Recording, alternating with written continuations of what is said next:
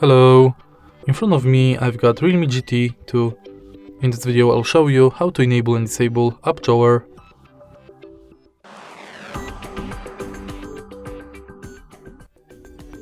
As you can see right now, app drawer is enabled. In order to disable it, let's go to settings,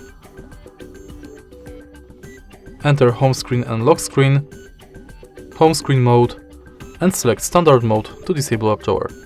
Then simply tap apply, switch, and it's done. To enable it back, you can tap and hold on free space on the screen, go to more, home screen mode, and select drawer mode, tap apply, switch, and it's done. If you find this video helpful, please leave like, comment and subscribe.